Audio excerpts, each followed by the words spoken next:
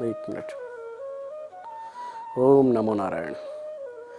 जैसा लोग पूछते हैं कि मनुष्य का जीवन में आने जाने का क्या स्वरूप रहता है, बार बार जन्म लेता है, क्यों लेता है, तो इस विषय में जहाँ तक मेरा एक अध्ययन रहा है कि मनुष्य एक लंबी तीर्थ यात्रा पे है, जो यहाँ पर आता है और अपने कार्य करता है, किरदार निभाता है और फिर उसके बाद उसे दूसरे किरदार के लिए वापस जाना पड़ता है।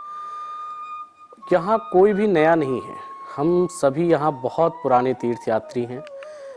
तुमने मानव चेतना के बारे में, विकास को देखा है, तुम उसके हिस्से भी रहे हो, तुम हमेशा से यहाँ मौजूद रहे हो, अलग अलग रूपों में, अलग अलग शरीरों में, अलग अलग कार्य करते हुए, लेकिन तुम यहाँ मौजूद रहे हो और तुम यहाँ हमेशा मौजूद रहने वाले हो।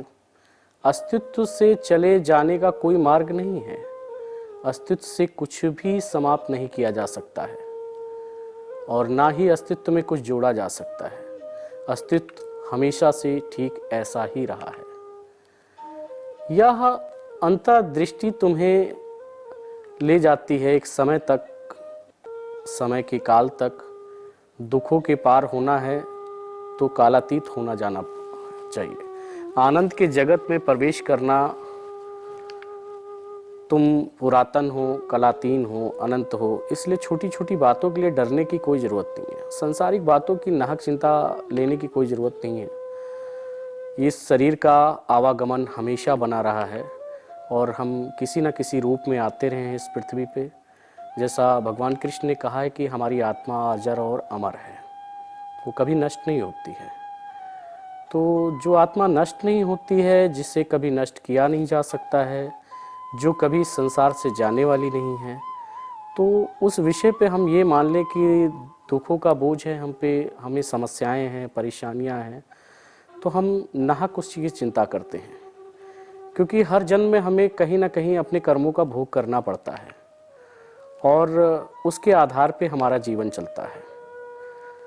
और इस विषय को जहाँ तक ये समझा जाए कि मनुष्य का जीवन बार बार हमें किसी न किसी रूप में जन्म लेने पे विवश करते हैं ईश्वर, और ये जगत परमात्मा का है।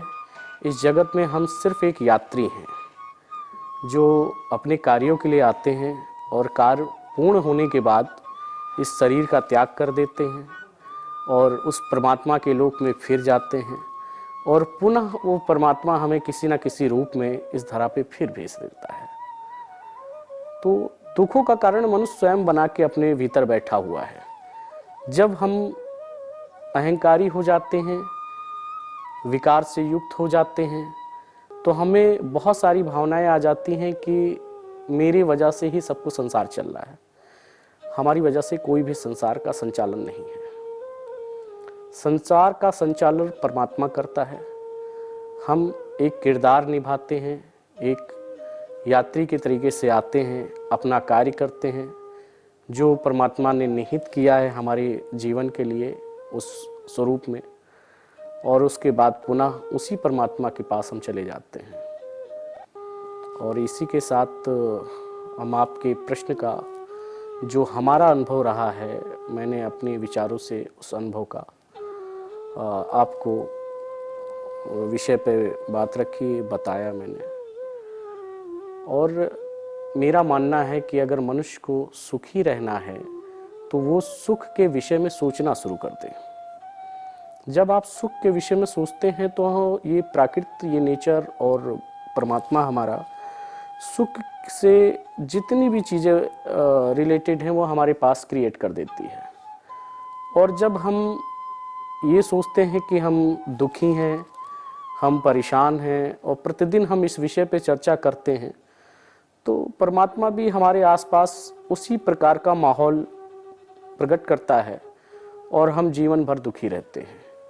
तो इस प्राकृत में अगर जीवन जीना है तो आपको सुख का अनुभव, सुख की अनुभूति और सुख के विषय में ही सोचना चाहिए। कितना भी कष्ट आए, उस कष्ट को ये सोच के हमें भूल जाना चाहिए कि हम बार बार अवतरित होते हैं अलग अलग कार्यों के लिए, अलग अलग किरदारों के लिए, और ये पहले से निहित है। जो चीज़ पहले से निहित है, जिस चीज़ को पहले से परमात्मा ने डिसाइड कर लिया है कि आपके जीवन में ये होना ही होना है, उस विषय को ध्यान में रखेंगे तो मेरा मानना है कि दुख कभी भी आपके नज़दीक नहीं आएगा। और आपका प्रश्न पूर्ण हुआ इसी के साथ।